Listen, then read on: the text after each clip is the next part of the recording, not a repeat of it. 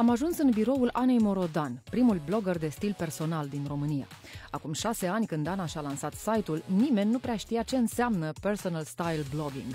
Astăzi, Ana Morodan are zeci de mii de prieteni virtuali. Îi numește comunitatea ei. Puterea comunității mele nu stă neapărat într-o multitudine extraordinar de cifre, deși dacă ți le spun ție, probabil că o să zici wow, ci stă în coagularea unor oameni cu adevărat speciali. Dar cifre, să spun cifre, 40 și Claudiu, câți avem pe Instagram? 40, 43, ceva de genul. Da? Pe Facebook, cu follow, cu like, cu tot vreo 80.000. 80.000. Pe blog lunar, cred că vreo, tot așa, 80-90 de mii. Cum a convins atât de mulți oameni să o urmărească? E foarte dinamică, dar e și foarte disciplinată.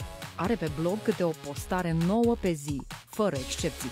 Și ne-a mai vândut 2 secrete. Astăzi oamenii consumă realmente autenticitate, indiferent cum ar fi asta și în ce formă s-ar manifesta. Acum mi se pare mult mai greu să faci un blog cunoscut decât, repet, acum 6 ani când nu era nimeni. Cred că ar trebui să meargă la o agenție specializată să-i ajute să facă asta. Din biroul ei deschis recent, Ana își dirigează imperiul online. Nu e deloc o exagerare, căci pe lângă blog face conferințe, cursuri de stil, are un magazin online sau filmează miniseriale video.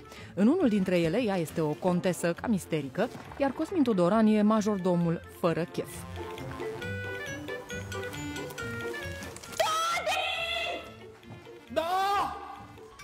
N-a vrut să-mi spună cât din ceea ce tocmai am văzut e Ana adevărată și cât e actorie, dar mi-a mărturisit că ce face ea nu e deloc așa ușor cum poate părea. Îți dau un exemplu de la ultima ședință foto pe care am făcut-o și am făcut-o, cred că duminică, la mare, unde era un frig pe malul mării, de-am crezut că îngheț și eu și, nu știu, și codul meu genetic și tot în mine, dar ne-am chinuit vreo 3 ore, să știi, am fost îmbrăcată într-o rochie foarte, foarte subțire. La mulți ani, maestre! Și dacă vreți să reușiți, mai e ceva. Trebuie să știți ce vreți, să vă vizualizați deja foarte clar viitorul. Unde se vede Ana peste 10 ani? Într-un conac, Morodan Corporation, natură, mediu.